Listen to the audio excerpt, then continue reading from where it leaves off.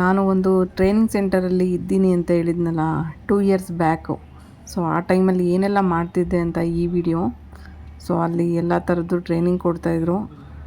Exercise ಜೊತೆಗೆ ಈ ಥರ ಒಂದೊಂದು ಕರಕುಶಲವಾಗಿ ಏನೆಲ್ಲ ಮಾಡಬೇಕು ಅನ್ನೋದನ್ನ ಹೇಳ್ಕೊಡ್ತಾಯಿದ್ರು. ಬಟ್ ಮಣ್ಣಿಂದ ಮಾಡೋದು ನಂಗೆ ತುಂಬ ಇಷ್ಟ ಇರ್ತಿತ್ತು.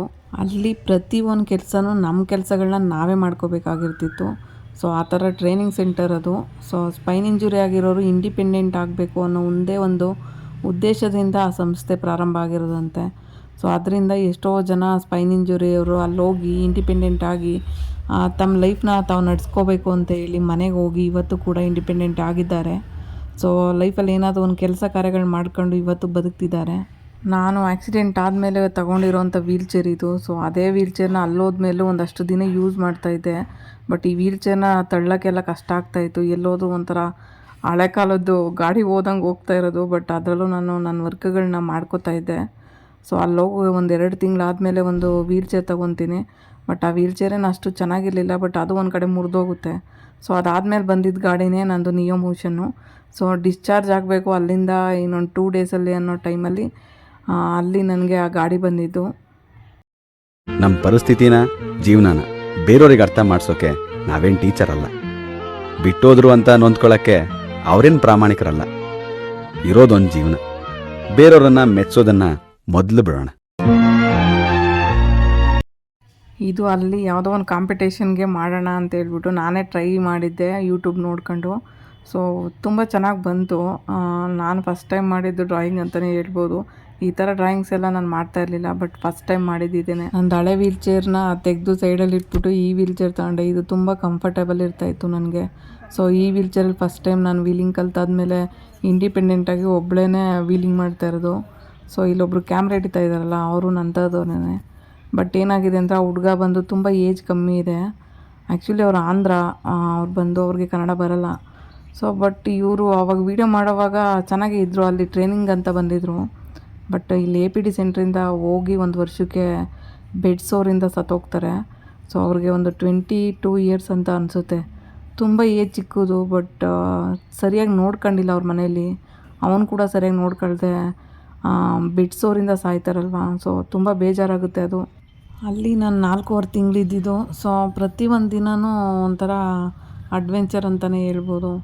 ಎಕ್ಸಸೈಸ್ ಮಾಡ್ಕೋಬೇಕು, ಅದ್ರ ಜೊತೆಗೆ ನನ್ನ ಆರೋಗ್ಯ ನೋಡ್ಕೋಬೇಕು. ಅದ್ರ ಜೊತೆಗೆ ಪೇನ್ ಅಂತೂ ಸಿಕ್ಕಾಪಟ್ಟೆ ಬರ್ತಿತ್ತು, ಬ್ಯಾಕ್ ಪೇನು. ಎಕ್ಸಸೈಸ್ ಮಾಡಿದ್ರೆ ಸಾಕು ತುಂಬ ಪೇನ್ ಬರುತ್ತೆ ನನಗೆ. ಸೊ ದಿನಾಗಲೂ ಅಳ್ತಾ ಇದ್ದಿದ್ದೆ ಅಲ್ಲಿ ಎಕ್ಸಸೈಸ್ ಮಾಡೋಕ್ಕೆ ಹೋದಾಗೆಲ್ಲ. ಸೊ ಇದೊಂಥರ ಎಕ್ಸ್ಪೀರಿಯೆನ್ಸು ಚೆನ್ನಾಗಿರ್ತಾಯಿತ್ತು. ವರ್ಷದಿಂದ ನಾನು ವೀಲ್ ಚೇರ್ ಕೂಡ ತಳ್ಳೋಕ್ಕಾಗದೇ ಇರೋದು. ಇವತ್ತು ವಿತೌಟ್ ಸಪೋರ್ಟ್, ಯಾರ ಸಪೋರ್ಟ್ ಇಲ್ಲದೆ ನಾನು ವೀಲಿಂಗ್ ಮಾಡ್ತಾಯಿದ್ದೀನಿ ಅಂದರೆ ಅದು ನನ್ನ ಧೈರ್ಯ. ಎಲ್ಲರಿಗೂ ಅವ್ರವ್ರ ಕೆಲಸ ಅವ್ರವ್ರಿಗೆ ಹೆಚ್ಚು. ಯಾರನ್ನು ಕೀಳಾಗಿ ನೋಡಬಾರ್ದು. ಎಲ್ಲಾರು ಸೋಲುವೆ ಅನ್ನಲಿ ನನ್ನ ಲೈಫಿಗೆ ನಾ ಹೀರೋನೆ. ನಿನ್ನ ಆಟಿಟ್ಯೂಡಿಗೆ ಗೂಗಲ್ ಮಾಡು ನನ್ನ ಹೆಸರೇನೆ. ನಾನ್ಯಾರು ತಿಳಿಯದು ನಿನಗೆ, ಅಡ್ಡ ಸಿಕ್ಕರೆ ನೀ ಬೂದೀನೆ. ಲೈಫಲ್ಲಿ ತುಂಬಾ ನೋಡಿಯ ಪೇಪರ್ ಪಂಚದ ಡ್ರಾಮಾನೆ. ದಿನ ದಿನ ಕದನವು ಸರಿ. ನನ್ನ ಗಾಡಿ ಫಸ್ಟ್ ಟೈಮ್ ಬಂದಾಗ ಬಾಕ್ಸ್ ಓಪನ್ ಮಾಡ್ತಾ ಇರೋದು. ಇಲ್ಲಿವರೆಗೂ ಈ ವಿಡಿಯೋ ಎಲ್ಲೂ ಹಾಕಿರಲಿಲ್ಲ ನಾನು. ಸೊ ಫಸ್ಟ್ ಟೈಮ್ ಬಂದಾಗ ಎಷ್ಟು ಖುಷಿ ಆಯಿತು ಅಂದರೆ ಪ್ರಪಂಚನೇ ನನ್ನ ಕೈ ಸಿಕ್ತಷ್ಟು ಖುಷಿ ಆಗ್ತಾಯಿತ್ತು. ಯಾಕಂದರೆ ಇಲ್ಲಿವರೆಗೂ ಕೈಯಲ್ಲೇ ತಳ್ಕೊಂಡೋಗೋ ವೀಲ್ ಚೇರ್ನ ನಾನು ಯೂಸ್ ಮಾಡ್ತಾಯಿದ್ದೆ. ಸೊ ಇವಾಗ ಎಷ್ಟು ಲೀಟ್ರ್ ಕೊಟ್ಕೊಂಡು ನಾರ್ಮಲ್ ಬೈಕ್ ಥರ ಓಡಿಸೋ ಅಂಥ ಒಂದು ಗಾಡಿನ ತಗೊಂಡೋಗ ಆದಷ್ಟು ಖುಷಿ ನಿಜವಾಗ್ಲೂ ಪ್ರಪಂಚದಲ್ಲಿ ಎಲ್ಲೂ ಸಿಗಲ್ಲ. ಈ ಬೈಕ್ ಬಗ್ಗೆ ತುಂಬ ಜನ ಕೇಳಿದ್ದಾರೆ. ಸೊ ಈ ಬೈಕು ಎಲ್ಲಿ ಸಿಗುತ್ತೆ, ಎಷ್ಟು ಅಮೌಂಟು, ಅದ್ರ ಬಗ್ಗೆ ಎಲ್ಲ ಹೇಳಿ ಅಂತ. ಇಲ್ಲಿವರೆಗೂ ನನಗೆ ಹೇಳೋಕ್ಕಾಗಿರಲಿಲ್ಲ. ಸೊ ತುಂಬ ವೀಡಿಯೋದಲ್ಲಿ ಹಳೆ ವೀಡಿಯೋಗಳಲ್ಲಿ ಹೇಳಿದ್ದೀನಿ, ನೋಡಿಲ್ಲದೆ ಇರ್ಬೋದು ಕೆಲವೊಬ್ಬರು. ಸೊ ಈ ಬೈಕ್ ಬಂದು 1 ಲಕ್ಷ ಅಮೌಂಟ್ ಆಗುತ್ತೆ. ಆದರೆ ಇನ್ನೊಂದು ಆಪ್ಷನ್ ಇದೆ. ಏನಂತ ಹೇಳಿದ್ರೆ ಝೊಮ್ಯಾಟೊ ಫುಡ್ ಡೆಲಿವರಿ ಮಾಡೋ ಅಂಥ ಒಂದು ಆಪ್ಷನ್ ಕೊಟ್ಟಿದ್ದಾರೆ.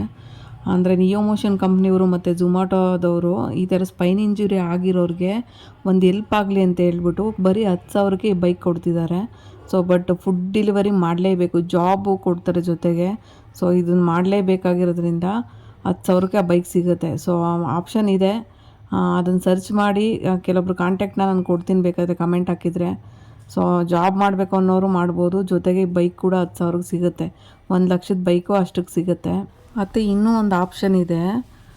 ಸಮರ್ಥನಮ್ ಅಂತ ಒಂದು ಸಂಸ್ಥೆ ಕಡೆಯಿಂದ ಏನಾದರೂ ಈ ಬೈಕ್ ತಗೋತೀನಿ ಅಂತ ಹೇಳಿದರೆ ಅವ್ರು 50,000 ಹೆಲ್ಪ್ ಮಾಡ್ತಾರೆ. ನಾವು 50,000 ಹಾಕಿ ತಗೋಬೋದು. ಆ ಥರನೂ ತಗೋಬೋದು. ಇಲ್ಲ ನಾನು ಜಾಬ್ ಮಾಡಬೇಕು ವಿತ್ ಬೈಕ್ ಬೇಕು ಅಂತ ಹೇಳಿದ್ರೆ ಈ ಥರ ಮಾಡಿ. ಇಲ್ಲ ನಾನು 1 ಲಕ್ಷ ಕೊಟ್ಬಿಟ್ಟು ತಗೊತೀನಿ ಅಂತ ಹೇಳಿದ್ರೆ ನೋ ಪ್ರಾಬ್ಲಮ್, ದುಡ್ಡು ಕೊಟ್ಬಿಟ್ಟು ಆರಾಮಾಗಿ ತಗೋಬೋದು. ಗೂಗಲ್ ಬೇಕಾದರೆ ನಿಯೋಮೋಷನ್ ಅಂತ ಒಂದು ಕಂಪ್ನಿ ನೇಮ್ನ ಸರ್ಚ್ ಮಾಡಿ ಸಿಗುತ್ತೆ ಗೂಗಲಲ್ಲಿ. ಸೊ ಹೋಗಿ ಅಲ್ಲಿ ನೋಡಿ. EMI ಆಪ್ಷನ್ ಕೂಡ ಇದೆ. ಕೆಲವೊಬ್ಬರು ನಾನು ಫುಲ್ ಅಮೌಂಟ್ ಹಾಕಿ ತಗೋತೀನಿ, ನಂಗೆ ಜಾಬ್ ಬೇಡ ಅನ್ನೋರು ಏನು ಮಾಡ್ತಾರೆ, ನಮಗೆ EMI ಆಪ್ಷನ್ ಕೊಡಿ ಅಂತ ಕೇಳ್ತಾರೆ. ಸೊ ಡೌನ್ ಪೇಮೆಂಟು ಒಂದು 30,000ದಿಂದ 36,000 ಏನೋ ಕಟ್ಟಿಸ್ಕೋತಾರೆ. ಆಮೇಲೆ EMI ಆಪ್ಷನಲ್ಲಿ ಕೊಟ್ಬಿಟ್ಟು ಬೈಕ್ ತಗೋಬೋದು ನಾವು. ಆ್ಯಕ್ಚುಲಿ ಇದು ಕವಿತಕ್ಕವರು ಒಂದು ವಿಡಿಯೋದಲ್ಲಿ ಹೇಳಿದರು ಇದು ಈ ಥರ ಮಾಡೋದನ್ನ. ಸೊ ನನಗೆ ಇದು ನಾನು ಮಾಡೋ ಒಂದು ಸ್ಟಾರ್ಟಪ್ಗೆ ಇದು ತುಂಬ ಅನುಕೂಲ ಆಗುತ್ತೆ ಅಂದ್ಬಿಟ್ಟು ನಾನು ಇದನ್ನ ಅಕ್ಕ ಹತ್ರ ಮಾತಾಡಿ ಒಂದು 50 ಆರ್ಡ್ರು ಮಾಡಿಸಿದ್ದೀನಿ. ತುಂಬ ಚೆನ್ನಾಗಿ ಮಾಡಿದ್ದಾರೆ. ಇದು ಇದರಲ್ಲಿ ಪ್ಲಾಂಟ್ ಇಡೋದಕ್ಕೆ ಒಂದು ಹೇಳಿದ್ದೆ, ತುಂಬ ಚೆನ್ನಾಗಿ ಮಾಡಿದ್ದಾರೆ. ಬಾಟಮಲ್ಲಿ ರಟ್ಟಿಟ್ಟಿದ್ದಾರೆ, ಸೊ ಹಾಗಾಗಿ ಆರಾಮ್ಸೆ ಕ್ಯಾರಿ ಮಾಡ್ಬೋದು. ಕ್ವಾಲಿಟಿ ಹೇಗಿದೆ? ಕ್ವಾಲಿಟಿ ತುಂಬ ಚೆನ್ನಾಗಿದೆ ನೋಡಿ. ಇಲ್ಲಿ ರಟ್ಟಿಟ್ಟಿದ್ದಾರೆ, ಹಾಗಾಗಿ ನೀವು ಮತ್ತೆ ಪ್ಲಾಂಟ್ ತಗೊಂಡೋಗಿದ್ದಲ್ಲದೆ ಮತ್ತೆ ಇದನ್ನ ತರಕಾರಿ ತರಕ್ಕೆ ಅದಕ್ಕೆ ಇದಕ್ಕೆಲ್ಲ ಯೂಸ್ ಮಾಡ್ಬೋದು. ರೀಸೈಕಲ್ ಇದು ತುಂಬಾ ಖುಷಿ ಆಗ್ತಾ ಇದೆ. ನೀವು ನನ್ಗೆ ಎಲ್ಲಿ ಸಿಕ್ಕಿದ್ದು? ನಿಮ್ನ ರೀಲ್ಸ್ ಅಲ್ಲಿ ನೋಡ್ತಾ ಇದೆ. ಎಷ್ಟೋ ಜನ ಆಡಂಬ ಏನೇನೋ ಮಾಡಿ ರೀಲ್ಸ್ ಮಾಡ್ತಾರೆ, ಬಟ್ ನೀವು ಇರೋದನ್ನ ರಿಯಲ್ ಆಗಿ ರೀಲ್ಸ್ ಮಾಡ್ತಿರಲ್ಲ, ತುಂಬಾ ಖುಷಿ ಆಯ್ತು. ತುಂಬಾ ಜನಕ್ಕೆ ಸ್ಫೂರ್ತಿಯಾಗಿದ್ದೀರಾ. ನನಗೂ ಇಷ್ಟ, ಏನಾದ್ರು ಮಾಡ್ಬೇಕಂತ ನಿಮ್ಮನ್ನ ನೋಡಿ ಅನ್ಸ್ತಾ ಇರುತ್ತೆ. ಹಾಗಾಗಿ ನನಗೆ ನೀವು ಇದು ತುಂಬಾ ಇಷ್ಟ ಆಯ್ತಾಗ. ಹೌದು, ಅದಕ್ಕೋಸ್ಕರ ಇದನ್ನ ಬೆಸ್ಟ್ ಔಟ್ ಆಫ್ ವೇಸ್ಟ್ ಅಂದ್ರೂ ಅದನ್ನ ಯೂಸ್ ಮಾಡ್ಬೋದು ಮತ್ತೆ ನಾವು. ಹೌದು. ಸೊ ಇದರಿಂದ ನಮ್ಗೆ ಏನು ಅಷ್ಟು ಕಾಸ್ಟ್ ಇಲ್ಲದೆ ಇದನ್ನು ಬಟ್ ಯೂಸ್ ಮಾಡಿ ಮತ್ತೆ ಬಿಸಾಕೋದು ಇದು ಇದಾಗುತ್ತೆ. ಹೌದು, ಮತ್ತೆ ಮಣ್ಣಲ್ಲಿ ಬೆರ್ಕೊಳ್ಳುತ್ತೆ. ಹೌದು. ಸೊ ನಂಗೆ ಫಸ್ಟ್ ಆರ್ಡರ್ ಕೊಟ್ಟಿರೋದಕ್ಕೆ ತುಂಬಾ ಥ್ಯಾಂಕ್ಸ್. ಇರ್ಲೇಕ ಇಂದ ಅದು ನಾನೊಂದು ಬ್ಯಾಗ್ದು ಅಂತ ಹೇಳ್ಬಿಟ್ಟು ಒಂದು ವಿಡಿಯೋ ರೀಲ್ಸ್ ಹಾಕಾದ್ಮೇಲೆ ನೀವು ನೋಡ್ಬಿಟ್ಟು ನಾನು ಕಾಂಟ್ಯಾಕ್ಟ್ ಮಾಡ್ಬಿಟ್ಟು ನಂದು ಈ ತರ ಪ್ಲಾಂಟ್ ಇದೆ ನಾನು ಬ್ಯಾಗ್ ಮಾಡ್ಕೊಡಿ ಅಂತ ಹೇಳಿ ಫಸ್ಟ್ ಆರ್ಡರ್ ಕೊಟ್ಟಿದ್ದೀರಾ. ತುಂಬಾ ಥ್ಯಾಂಕ್ಸ್. ಇಲ್ಲಕ್ಕ, ಹೌದು. ಅಂದ್ರೆ ಏನೋ ಒಂದು ನಾನೇ ಮಾಡ್ಬೇಕು ಅನ್ಕೊಂಡೆ, ಬಟ್ ನೀವು ಅದೇ ಸಮಯಕ್ಕೆ ನನಗೆ ಮೈಂಡಲ್ಲಿ ಆತರ ಅನ್ಕೊಂಡಿದ್ದಾಗೆ ನಿಮ್ದು ವಿಡಿಯೋಸ್ ನೋಡಿದೆ. ಸೊ ಮುಂಚೆ ಫಾಲೋ ಮಾಡ್ತಾ ಇದ್ದೆ, ಅದಲ್ಲದೆ ಕ್ಷಣಕ್ಕೆ ಅದು ವಿಡಿಯೋ ಬಂತು. ಸೊ ಇಮಿಡಿಯೇಟ್ಲಿ ಕನೆಕ್ಟ್ ಆದ್ರೆ ಖುಷಿ ಆಯ್ತಕ್ಕ. ನಾನು ಹೇಳಿದ ಟೈಮ್ಗೆ ಮಾಡ್ಕೊಟ್ಟಿದ್ದೀರಾ. ಕ್ವಾಲಿಟಿ ಕೂಡ ತುಂಬಾ ಚೆನ್ನಾಗಿದೆ. ತುಂಬಾ ಥ್ಯಾಂಕ್ಸ್ ಅಕ್ಕ. ಮತ್ತೆ ಅಕ್ಕ, ಇದು ಮಾಡಕ್ಕೆ ಎಷ್ಟು ಖರ್ಚಾಯ್ತು ಅಂತ ಹೇಳಿದ್ರೆ ನೀವಿನ್ನೂ, ಯಾಕಂದ್ರೆ ಅದಕ್ಕೆ ಬೆಲೆ ಕಟ್ಟಿಲ್ಲ ನೀವು. ಆಕ್ಚುಲಿ ಕೆಲಸಗಳು ಮಾಡ್ಬೇಕು. ಓಕೆ. ಈಗ ಸೋಮವಾರಿತನ ತೋರಿಸಿದ್ರೆ ಆಗಲ್ಲ, ಲೈಫ್ ಮಾಡ್ಬೇಕು ಅಂದ್ರೆ ಮಾಡ್ತಾ ಇರ್ಬೇಕು. ಇದೇಕ ನಿಮ್ಮ ಇದೇ ಮಾತುಗಳಿಂದ ಎಲ್ಲರಿಗೂ ಸ್ಫೂರ್ತಿ ಆಗೋದು ನೀವು ನಿಜಕ್ಕೂ ನಿಮ್ ಕಾಲಿಗೆ ಬೀಳ್ಬೇಕನ್ಸುತ್ತೆ. ಇಲ್ಲಕ್ಕ, ಏನಕ್ಕಂತ ಹೇಳ್ತೀನಿ. ಸೊ ನೀವು ಇಲ್ಲ ಏನಕ್ಕಂತ ಹೇಳ್ತೀನಿ ಕೇಳಿ. ನೀವು 2 ಕಾಲ್ ಕಳ್ಕೊಂಡ್ರು ಆ ಕಾಲ್ಗೆ ನೀವು ಶಕ್ತಿ ತುಂಬ್ತಾ ಇದ್ದೀರಾ. ಆ ಕಾಲಕ್ಕೆ ಶಕ್ತಿ ತುಂಬೋದಲ್ಲದೆ ಸುಮಾರು ಜೀವಗಳಿಗೆ ಸ್ಫೂರ್ತಿ ಕೊಡ್ತಾ ಇದ್ದೀರಾ. ಲೈಕ್ ಏನೋ ಜೀವನದಲ್ಲಿ ಸಾಧಿಸಬೇಕು ಅನ್ನೋರಿಗೆ ನೀವು ನಿಜಕ್ಕೂ ಮಾದರಿಯಾಗಿದ್ದೀರಾ, ಮಾದರಿ ಮಹಿಳೆ ನೀವು. ಅದಕ್ಕೆ ಅನ್ಯತೆ ಭಾವಿಸಬೇಡಿ. ಏನ್ ಬೇಡ, ಬಟ್ ಏನು ಅಂದ್ರೆ ಯಾರು ಇಲ್ದೆ ಹೋಗ್ಲಿ, ಬಟ್ ನಾವು ಇರೋವರೆಗೂ ನಾವು ಕೆಲಸ ಮಾಡೋದಾಗಿರ್ಬೋದು, ಇಂಡಿಪೆಂಡೆಂಟ್ ಆಗಿರೋ ಲೈಫ್ ನ ಮಾಡಿ. ಅವ್ರು ಹೋದ್ರು ಇವ್ರು ನಮ್ಮನ್ನ ನೋಡ್ತಿಲ್ಲ, ಅವ್ರು ನಮ್ಮನ್ನ ನೋಡ್ತಿಲ್ಲ ಅಂತ ಮಾತ್ರ ತಲೆ ಕೆಡ್ಸ್ಕೊಳಕ್. ನಾವು ಆರೋಗ್ಯವಾಗಿದ್ರೆ ನಾವ್ ಏನ್ ಬೇಕಾದ್ರೂ ಮಾಡ್ಬೋದು. ಆರೋಗ್ಯ ಇಲ್ಲ ಅಂದ್ರೆ ಏನು ಮಾಡಕ್ ಸಾಧ್ಯ ಇಲ್ಲ. ನಾವು ಆರೋಗ್ಯವಾಗಿದ್ದಾಗ ನಾವು ಕೆಲಸ ಮಾಡ್ಬೇಕು.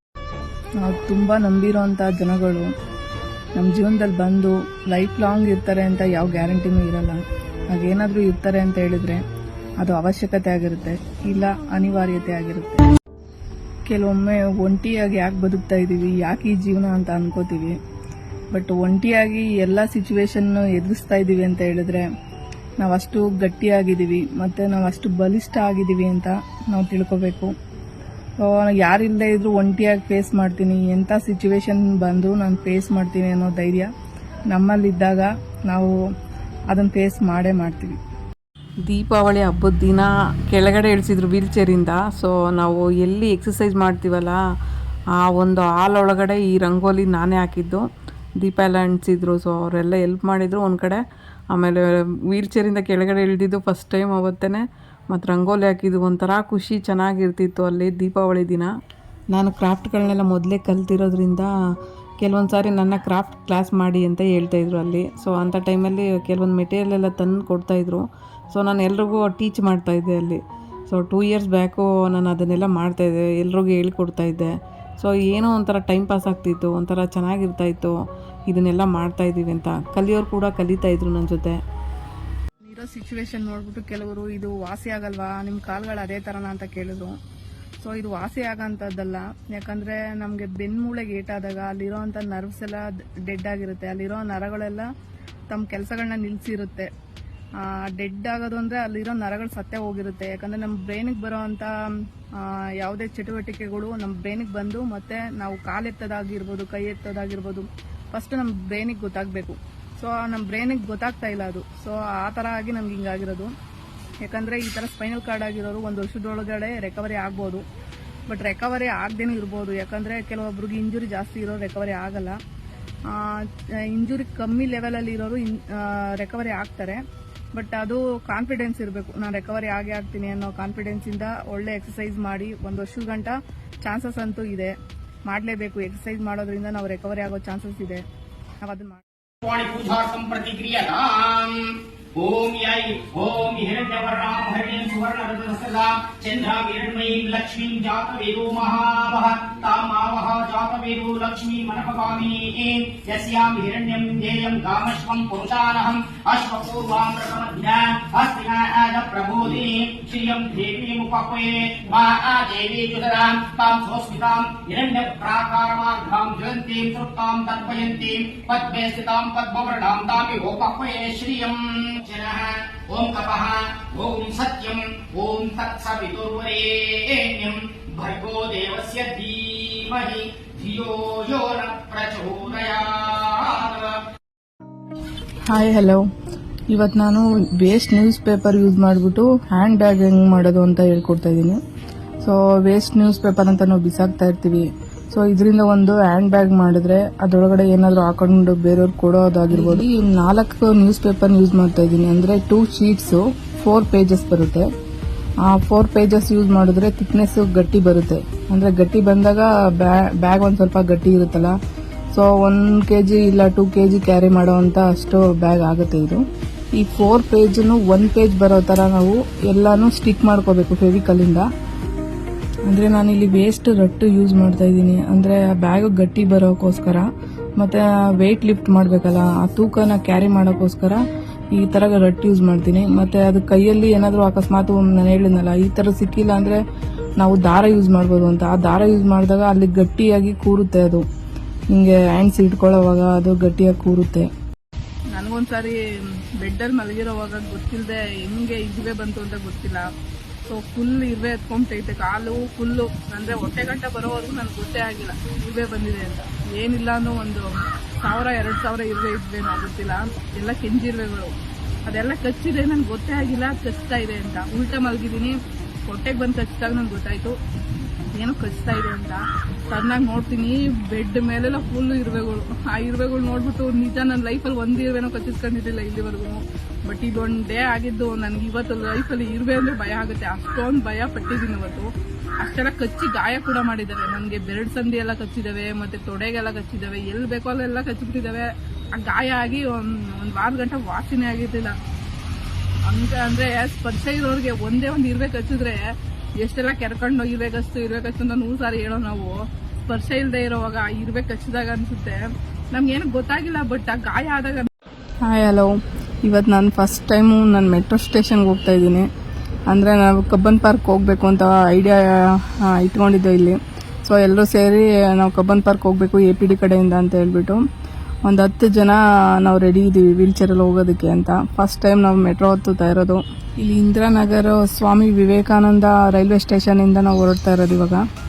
ಸೊ ಅಲ್ಲಿ ಸ್ವಲ್ಪ ಲಿಫ್ಟ್ ಪ್ರಾಬ್ಲಮ್ ಆಗಿತ್ತು ಅಂತ ಸ್ವಲ್ಪ ಪ್ರಾಬ್ಲಮ್ ಆಯ್ತು.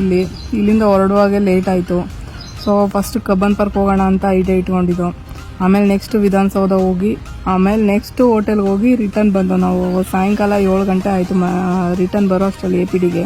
ಹೇಳಬೇಕು ಅಂದರೆ ಫಸ್ಟ್ ಟೈಮ್ ವೀಲ್ ಚೇರಲ್ಲಿ ಅದರಲ್ಲೂ ಮೆಟ್ರೋಗೆ ಹತ್ತಿ ಅಲ್ಲಿಂದ ಏನೇನೆಲ್ಲ ರಿಸ್ಕ್ ತೊಗೊಂಡು ಬರ್ತೀವಿ ಅಂತ ನಿಜ ಗೊತ್ತಿರಲಿಲ್ಲ.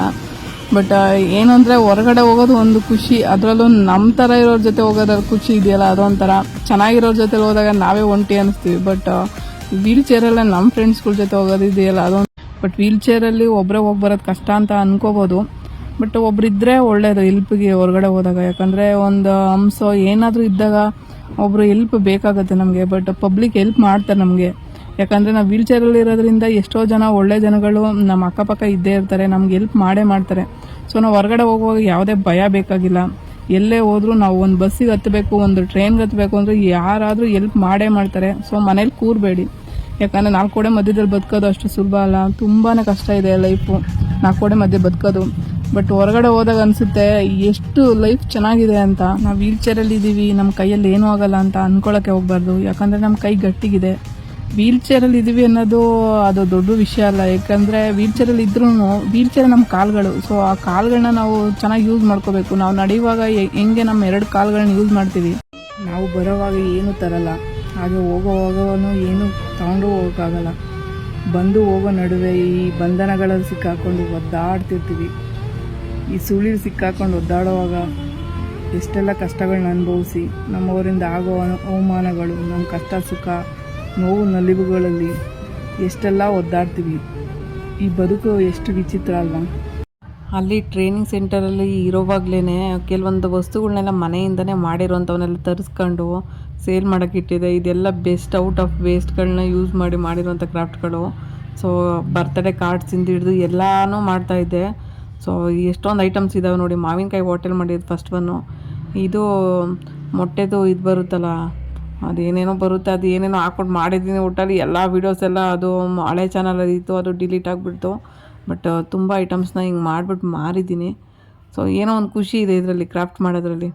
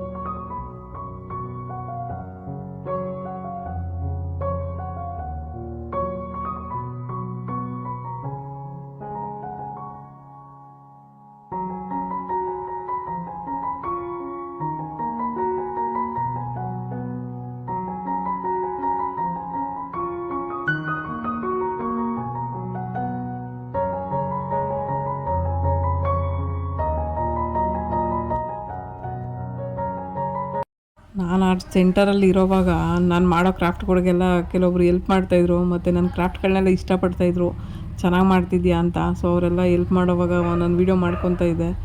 ಸೊ ನೋಡಿ ಎಷ್ಟೋ ವೇಸ್ಟ್ ಐಟಮ್ಸ್ನೆಲ್ಲ ಯೂಸ್ ಮಾಡಿದ್ದೀನಿ. ಬಟ್ ಆ ಕ್ರಾಫ್ಟ್ನ ಇಷ್ಟಪಡೋ ಜನಗಳಿದ್ದಾರೆ. ಸೊ ಅದ್ರ ಬೆಲೆ ಗೊತ್ತಿರೋರ್ಗೆ ಏನು ಗೊತ್ತಾ, ಮಾಡೋರಿಗೆ ಕಲೆ ಗೊತ್ತು, ತಗೊಳ್ಳೋರಿಗೆ ಬೆಲೆ ಗೊತ್ತು ಅನ್ನೋ ಥರ ಇರುತ್ತೆ.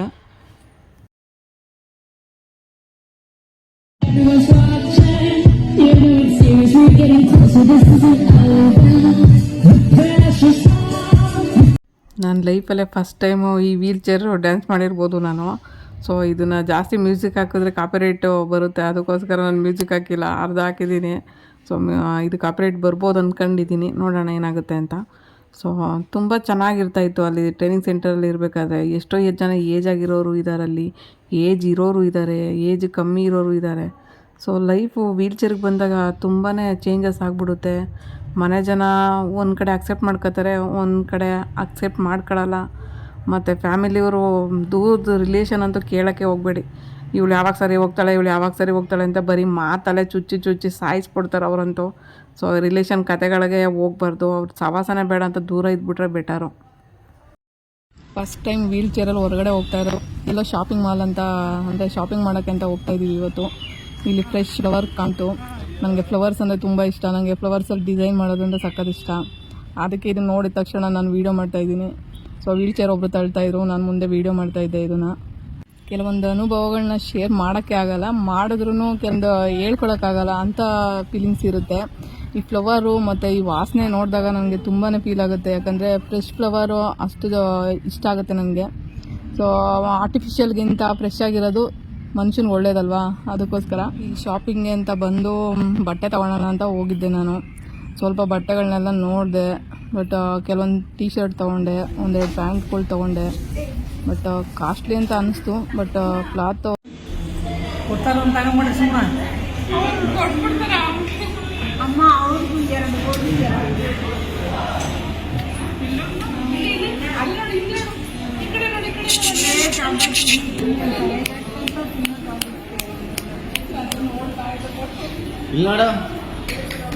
ಗಾಡಿ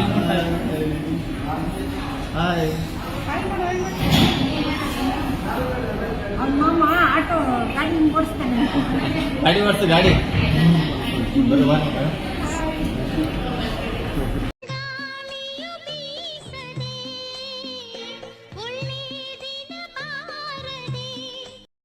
ಆಕ್ಸಿಡೆಂಟ್ ಆಗಿ ಒಂದು 3 ಮಂತ್ಸ್ ಮೇಲೆ ವಾಕಿಂಗ್ ಮಾಡಿಸ್ತಾಯಿದ್ರು. ಸೊ ಮನೆಗೆ ಬಂದಾಗ ಒಂದಷ್ಟು ದಿನ ವಾಕಿಂಗ್ ಮಾಡ್ತಾಯಿದ್ದೆ. ಯಾರ್ದಾದ್ರೂ ಎಲ್ಪ್ ಇದ್ದರೆ ಮಾತ್ರ, ಸೊಂಟ ನಿಲ್ಲೋದಿಲ್ವಲ್ಲ ಅದಕ್ಕೆ. ಸೊ ಅಷ್ಟಾದ್ರೂ ಮಾಡ್ಕೊಂಡಿದ್ದೆ. ಆಮೇಲೆ ಬರ್ತಾ ಅದು ವಾಕಿಂಗ್ ಮಾಡೋಕ್ಕೆ ಸ್ಟಾರ್ಟ್ ಮಾಡಿದ್ರೆ ಸೊಂಟ ನೋವು ಜಾಸ್ತಿ ಆಗಿಬಿಡ್ತಾಯಿತ್ತು. ಸೊ ಆ ಟೈಮಲ್ಲಿ ಅದನ್ನು ಬಿಟ್ಬಿಟ್ಟೆ ನಾನು. ಇದು ಕ್ಯಾಲಿಪರ್ ಇನ್ನೂ ಇದೆ, ಪ್ಲಾಸ್ಟಿಕ್ ಲೆಗ್ ಇದೆಯವಲ್ಲ, ಅವು ಇನ್ನೂ ನನ್ನ ಹತ್ರ ಇದೆ. ಬಟ್ ನನಗೆ ಹಾಕೊಂಡು ನಡೆಯೋದಕ್ಕಾಗಲ್ಲ. ಸೊ ಬಿಟ್ಬಿಟ್ಟಿದ್ದೀನಿ ಇವಾಗ. ಹಾಂ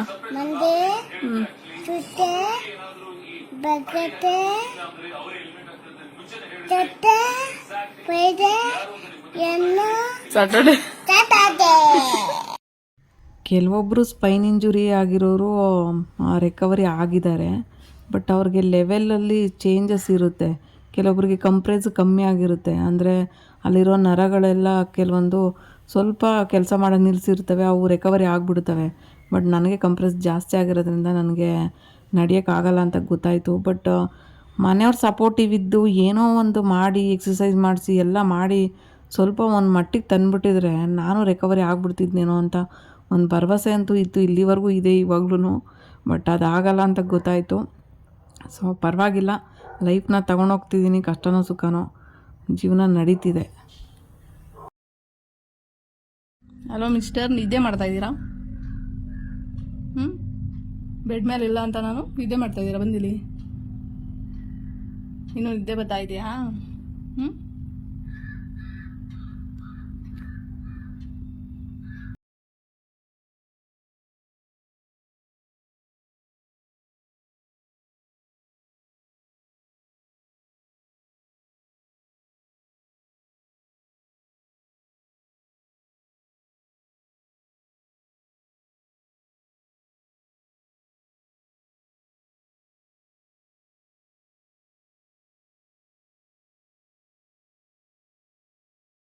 ಎಲ್ಲ ನಮಸ್ತೆ.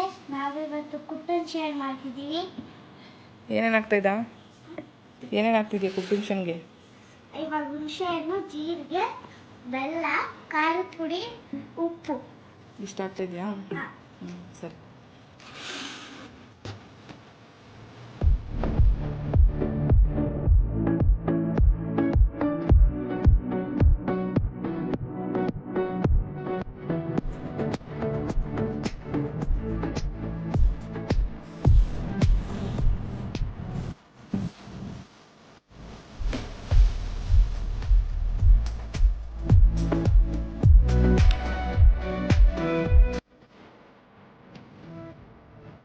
ಸೂಪರ್ ಆಗಿದೆ. ಈ ವಿಡಿಯೋ ಇಷ್ಟ ಆದರೆ ನಮ್ಮ ಚಾನಲ್ಗೆ ಸಬ್ಸ್ಕ್ರೈಬ್ ಮಾಡಿ. ಧನ್ಯವಾದಗಳು. ನಾನು ಟ್ರೈನಿಂಗ್ ಸೆಂಟರಲ್ಲಿ ಇರೋವಾಗ ಕಲ್ತಿರೋ ಅಂಥದ್ದನ್ನ ನನ್ನ ಮನೆಗೆ ಬಂದು ಮರಿಬಾರ್ದು ಅಂತ ಹೇಳ್ಬಿಟ್ಟು ಅವಾಗವಾಗ ಮನೆಗೆ ಬಂದಾಗಲೂ ಟ್ರೈ ಮಾಡ್ತಾನೇ ಇರೋಣ. ಬಟ್ ಏನು ಅಂದರೆ ಸ್ವಲ್ಪ ದಿನ ಆದಮೇಲೆ ಅದನ್ನು ಬಿಟ್ಬಿಟ್ಟೆ ನಾನು. ಯಾಕಂದರೆ ಈ ವೀಲ್ ಚೇರ್ ಏನು ಅಂದರೆ ಸ್ವಲ್ಪ ಸೇಫ್ಟಿ ಇಲ್ಲ ಹಿಂದೆಗಡೆ. ಬಿದ್ದರೆ ಸ್ಟ್ರೈಟ್ ಸರಿಯಾಗಿ ಬುರುಡೆ ಹೊಡೆಯುತ್ತೆ. ಆದ್ದರಿಂದ ಏನು ಮಾಡಿದೆ, ಸ್ವಲ್ಪ ದಿನ ಗ್ರಿಪ್ ಇತ್ತು ಮಾಡ್ತಾಯಿದ್ದೆ. ಇವಾಗ ಕಂಪ್ಲೀಟಾಗಿ ಬಿಟ್ಬಿಟ್ಟಿದ್ದೀನಿ. ಕೈ ಆಪ್ರೇಷನ್ ಆದಮೇಲೆ ನಿಜವಾಗ್ಲೂ ನನಗೆ ಮ್ಯಾನೇಜ್ ಮಾಡೋದಕ್ಕೆ ಕಷ್ಟ. ವೀಲಿಂಗ್ ಮಾಡೋ ಉದ್ದೇಶ ಒಂದೇ. ಕೆಲವೊಬ್ಬರು ಫ್ಯಾಷನ್ಗೋಸ್ಕರ ಮಾಡ್ತಾರೆ. ಕೆಲವೊಬ್ಬರು ವೀಲಿಂಗ್ ಮಾಡೋದು ಏನಕ್ಕೆ ಯೂಸ್ ಅಂದರೆ, ಚಿಕ್ಕ ಪುಟ್ಟ ಸ್ಟೆಪ್ಸ್ ಇರುತ್ತಲ್ಲ, ಅಲ್ಲಿ ವೀಲಿಂಗ್ ಮಾಡಿ ಚಿಕ್ಕ ವೀಲ್ ಮೊದಲು ಹತ್ತಿಸ್ಕೊಂಡ್ರೆ ದೊಡ್ಡ ವೀಲ್ ಹತ್ಸೋದು ಹಿಂದೆ ಯಾರಾದರೂ ಹೆಲ್ಪ್ ಮಾಡ್ತಾರೆ ಅನ್ನೋ ಒಂದು ಉದ್ದೇಶದಿಂದ. ಮತ್ತು ಸಣ್ಣ ಪುಟ್ಟ ಒಂದು ಅರ್ಧ ಇಂಚು 1 ಇಂಚು ಸ್ಟೆಪ್ ಥರ ಇದ್ರೂ ಆ ಇಂಚನ್ನ ನಾವೇ ಹತ್ತಿಸ್ಕೊಂಡು ಹೋಗ್ಬಿಡ್ಬೋದು. ಆ ವೀಲಿಂಗ್ ಮಾಡೋದು ಕಲಿತ್ರೆ ಬ್ಯಾಲೆನ್ಸ್ ಬಂದ್ಬಿಡುತ್ತೆ ನಮಗೆ. ಇವಾಗಲೂ ಮಾಡ್ತೀನಿ ನಾನು. ನಮ್ಮದು ಹೊಸ್ಲು 1-2-3 ಅಡಿ ಅಷ್ಟಿದ್ರೂ ಪರವಾಗಿಲ್ಲ, ನಾನು ಹತ್ತಿಸ್ತೀನಿ ಅದನ್ನು ಇವತ್ತು. ಸೊ ಅದು ಕಲ್ತಿರೋದ್ರಿಂದ ತುಂಬ ಯೂಸು.